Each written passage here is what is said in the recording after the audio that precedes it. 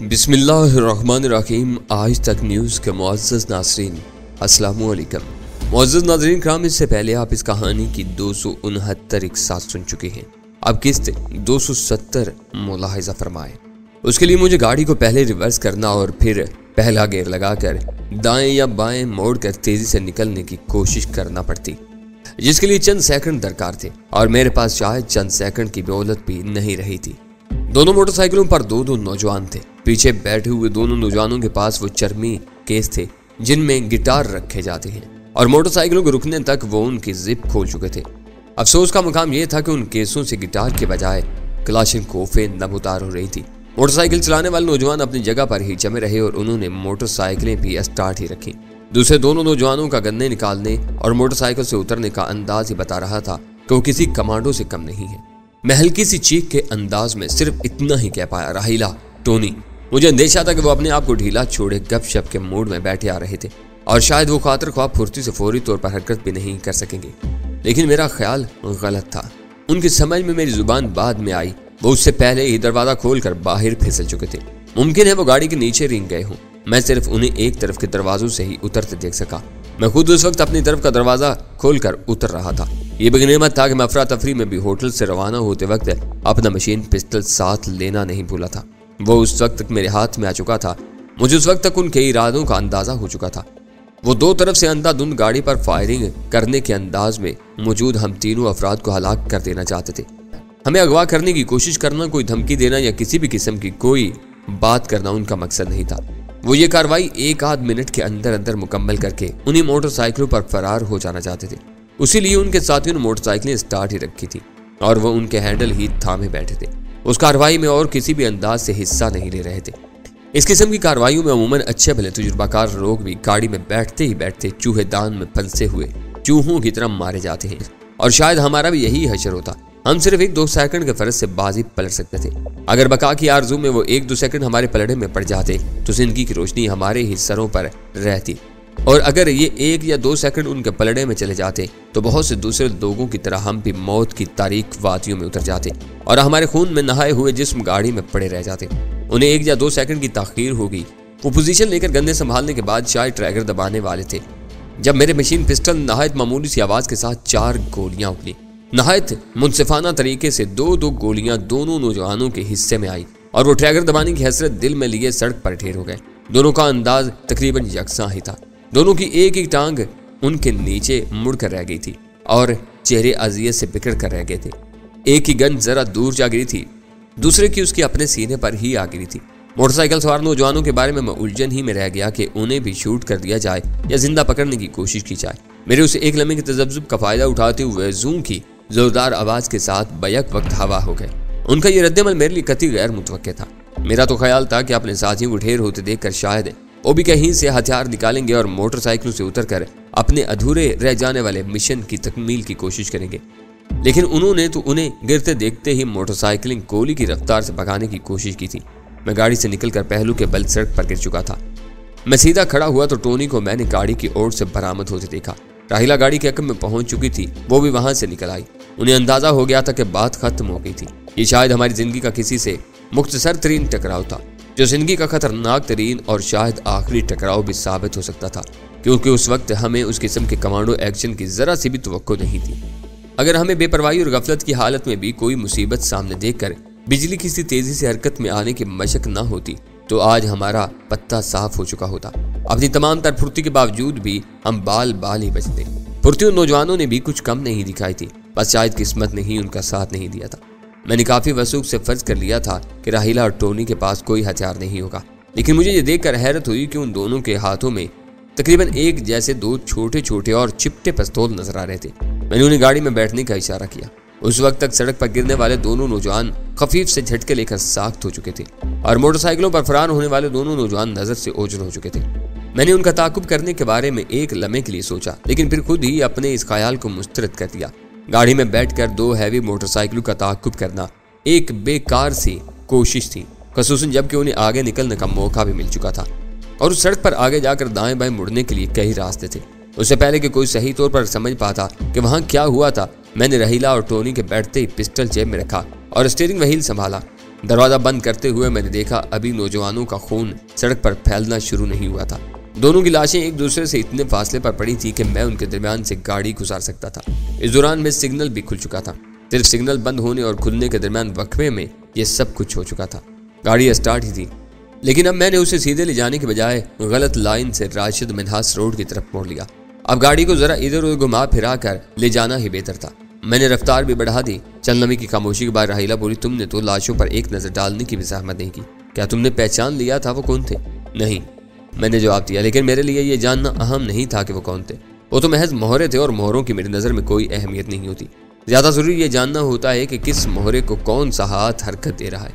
इसका मुझे अंदाज़ा हो चुका है। कौन है वो? राहिला ने दरियाफ्त किया। मेरा अंदाज़ा यही था कि वो जमशेद करीम के गुर्गे थे। उसका तरीका वारदात भी मेरी समझ में आता जा रहा था। उसने दरअसल अपने मुस्तकिल गुर्गे पाले हुए नहीं थे जिनसे उसकी कोई बाकायदा वाबस्तगी जाहिर होती। वो जरूरत पड़ने पर काम की नोयत के हिसाब से बदमाशों और कातलों की खिदमात हासिल करता था। हम बातों के दौरान ही उस तरफ जा रहे थे जहाँ ये सड़क कारसाज की तरफ आने वाली सड़क से मिलती थी। हम उस मोड़ के करीब पहुंचे ही थे कि मुझे हैरत का एक खफीफ सा झटका लगा। मैंने उन दोनों मोटरसाइकिल सवारों में से एक को उस मोड़ पर नमूदार होते हुए देखा।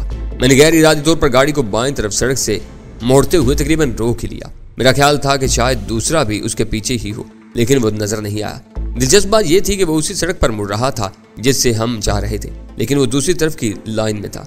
सड़क कुछ ज्यादा चौड़ी नहीं थी और ट्रैफिक को दो समतों में तकसीम करने के लिए दरमियान में तकरीबन 1 फुट ऊंची दीवार खड़ी की गई थी। मोटरसाइकिल सवार दूसरी तरफ की लाइन में आंधी तूफान की तरह बढ़ता चला जा रहा था। शायद वो कुछ हवास भागता था या फिर शायद तेज रफ्तारी की वजह से उसकी तमाम तर तवज्जो मोटरसाइकिल पर थी। उसने हमारी गाड़ी की तरफ देखा तक नहीं था। उन दोनों मोटरसाइकिल सवारों ने यकीनन अपने रास्ते जुदा कर लिए थे और हमारी तरह उनका मकसद भी कुछ देर इधर उधर होने के बाद किसी खास समत में निकलना था। ये मोटरसाइकिल सवार शाहराए फैसल पर आगे आकर कार साज से मुड़ गया था और अब उस मुतवाजी सड़क पर एक तरह से वापसी का सफर कर रहा था। अचानक मोटरसाइकिल की रफ्तार कम हुई और फिर मैंने उसे बाएं तरफ मुड़ते देखा। उस तरफ खासी दूर तक एक रहायशी इलाका नजर आ रहा था जो कच्ची आबादी ही मालूम होता था, लेकिन उसकी हालत ज्यादा खराब नहीं थी और ये काफी अरसे से आबाद मालूम होता था। सड़क के किनारे बने हुए तमाम मकानात के नीचे दुकानें मौजूद थीं और एक गुंजान आबाद इलाके के तमाम लवाजमात मौजूद थी। मकानों और दुकानों का सिलसिला शुरू होते ही सड़क के किनारे काफी रौनक दिखाई देने लगी। आते वक्त भी मैं सड़क के दूसरी तरफ से उसी इलाके के सामने से गुजरा था, लेकिन उस वक्त मैंने उस तरफ तवज्जो नहीं दी थी। जब मैं उस मकाम पर पहुंचा जहां से मैंने मोटरसाइकिल सवार को बाएं तरफ मुड़ते देखा था तो अंदाजा हुआ कि वो शायद उस आबादी का सबसे बड़ा बाजार था। वो भी कुशादा गली से ज्यादा चौड़ा नहीं था। उसमें भी दोनों तरफ बेशतर जगह दुकानों के चबूतरे, ठेलों, ख्वांचों वगैरह ने रोक ली थी। कहीं की रिक्शे टैक्सियां भी खड़ी थी। तहम इतनी गुंजाइश बाकी थी कि हमारी गाड़ी जैसी एक गाड़ी आराम से गुजर सकती थी, लेकिन अगर सामने से दूसरी गाड़ी आ जाती तो मसला पैदा हो जाता। मैं उस नौजवान को पाने के सिलसिले में मायूस हो गया, क्योंकि उस बाजार में दाएं बाएं और शायद आगे भी कितने ही तंग रास्ते और गलियां फैली हुई थी। मोटरसाइकिल सवार किसी भी पुरपीच रास्ते पर गायब हो सकता था, जबकि मेरी गाड़ी उनमें से बेशतर गलियों में दाखिल भी नहीं हो सकती। लेकिन उस वक्त मुझे एक और खुशगवार हैरत का झटका लगा जब मैंने उस नौजवान को काफी आगे पान सिगरेट की एक दुकान पर खड़े देखा। उसकी मोटरसाइकिल भी करीब ही एक बंद दुकान के सामने तिरछी खड़ी थी। वो हमारी तरफ पुश्त किए खड़ा था और जिस वक्त मेरी उस पर नजर पड़ी उस वक्त दुकानदार उसे सिगरेट का पैकेट थमा रहा था। मैंने जल्दी से गाड़ी तिरछी करके कुछ ठेलों और एक दुकान के चबूतरे की आड़ में रोक ली। अब अगर नौजवान पलट कर देख भी लेता तो उसे गाड़ी का कुछ हिस्सा दिखाई देता और उसे पहचान न पाता। उसके तो शायद वहमो गुमान में भी नहीं था कि जिस गाड़ी के मुसाफिरों को वो और उसके साथी कुछ देर पहले मौत की नींद सुलाने पहुंचे थे और नाकाम रहे थे, अब वही गाड़ी उसके ताक़ुब में यहाँ आन पहुंची थी। इस किस्म के इलाकों में ज्यादा अच्छी और बेशकीमत गाड़ियां कुछ ज्यादा ही नुमाया दिखाई देने लगती हैं, लेकिन गनीमत यह था कि उसकी तरफ मुतवज्जा होने वाले बहुत ज्यादा लोग बाजार में मौजूद नहीं थे। सुबह का वक्त था, अभी गहमा गहमी शुरू नहीं हुई थी। कुछ दुकानें तो अभी बंद ही थी। मैं गर्दन तिरछी करके उस नौजवान को देख सकता था। वो सिगरेट का पैकेट लेकर बंद दुकान के सामने आ गया था और शटर की तरफ मुंह करके बेताबी से एक सिगरेट सुलगा रहा था। गो के फासला काफी था, लेकिन मैं यहाँ से भी उसके हाथों में खफीफ सा ताज देख सकता था। मुजरिमाना अंदाज में 2-3 कश लेकर उसने शटर की तरफ धुआं उगला। फिर शटर के कुछ और करीब होते हुए उसने जेब से एक मोबाइल निकाला। दूसरी लम्हे वो नंबर पंच करने लगा। सिगरेट बदस्तूर उसकी उंगलियों में दबी हुई थी। राहिला टोनी। मैंने नौजवान पर से नजर हटाए बगैर नीचे आवाज में कहा, पैदल आगे जाकर इसे दोनों तरफ से कवर करो। मैं गाड़ी आहिस्ता आहिस्ता करीब ला रहा हूँ। इसी गाड़ी में बिठाना है। कोशिश करना तुम्हारी गंदे नजर नहीं आए।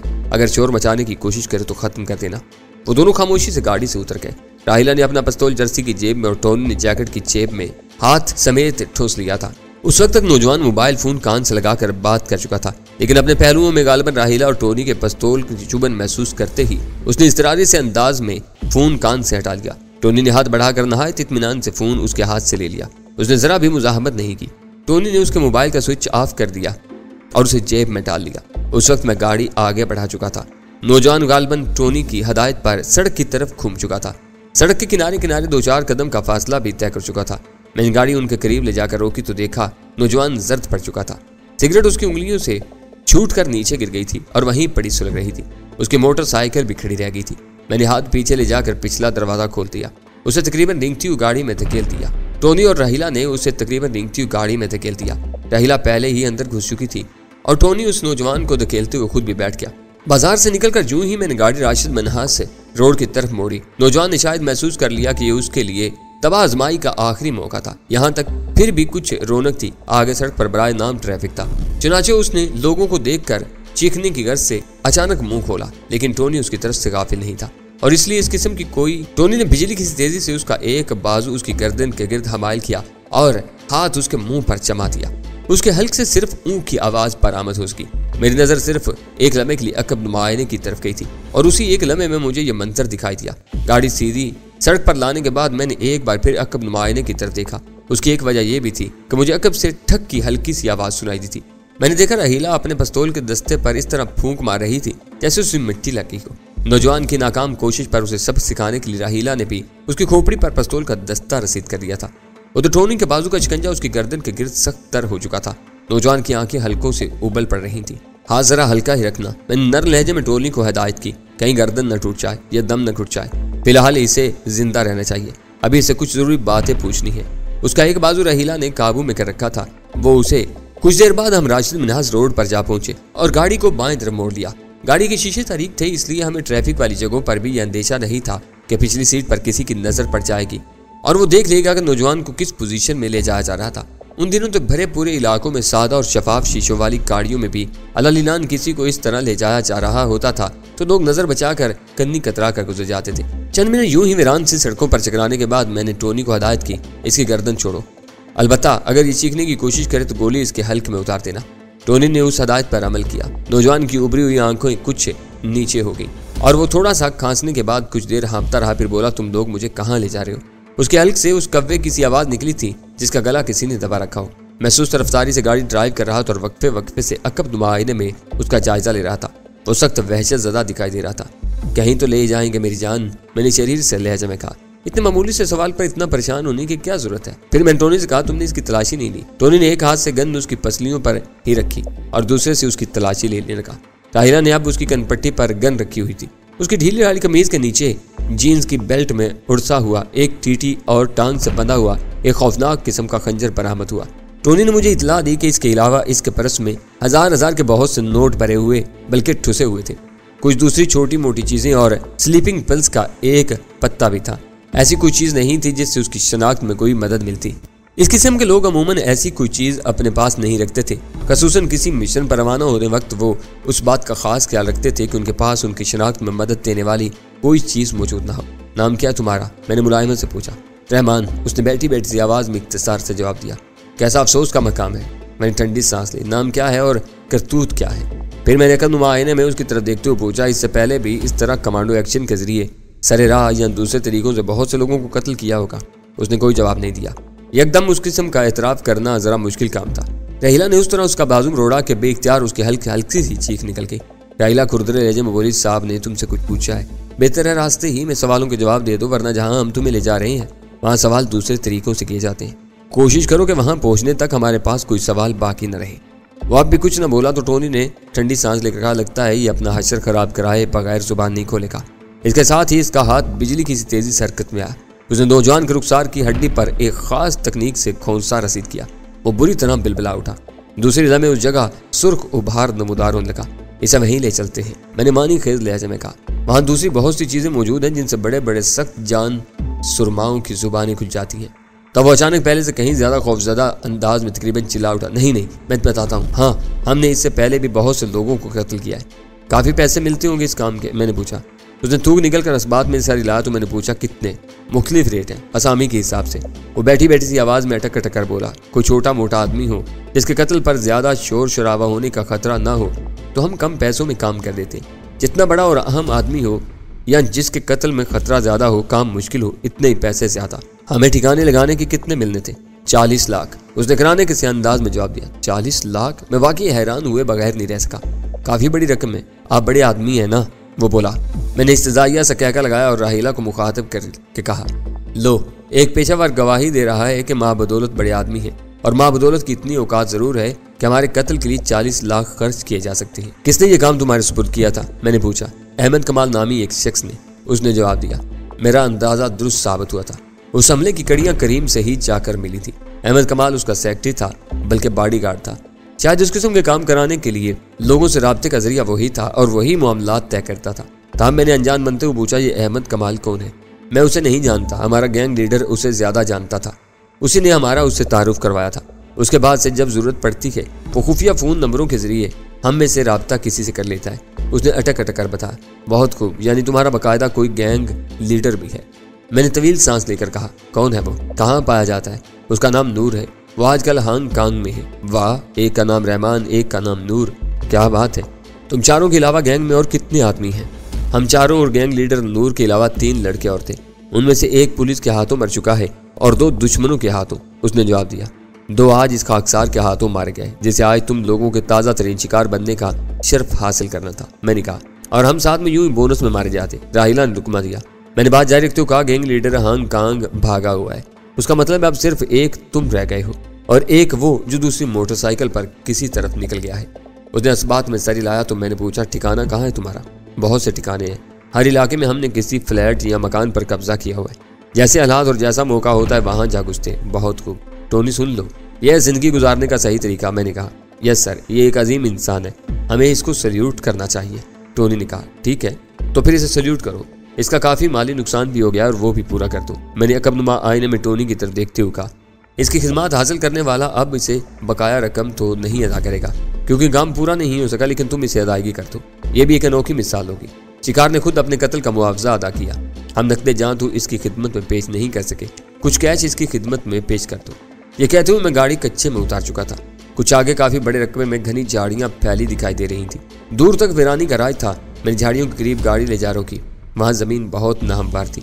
راہیلہ جلدی سے اتر کر اگلی سیٹ پر آ گئی۔ ٹونی نے اس طرف کے کھلے دروازے کی طرف اشارہ کرتے ہوئے رحمان سے کہا، جاؤ۔ کہاں؟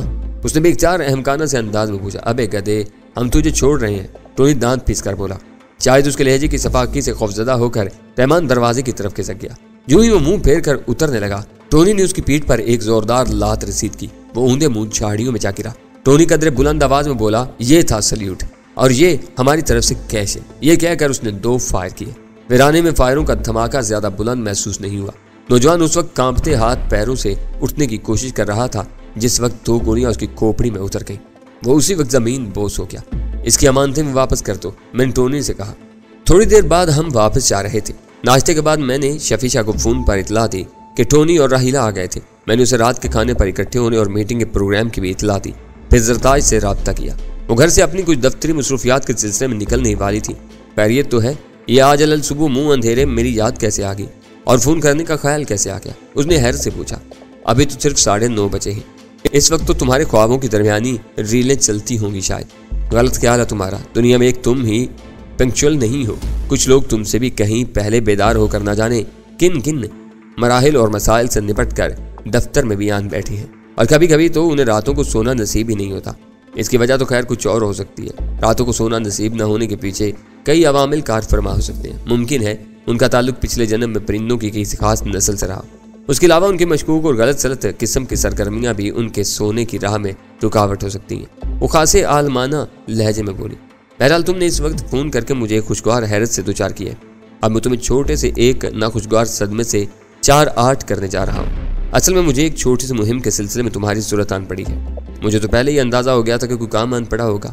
جو ہم غریبوں کی یاد آ گئی، وہ ٹھنڈی سانس لے کر بولی۔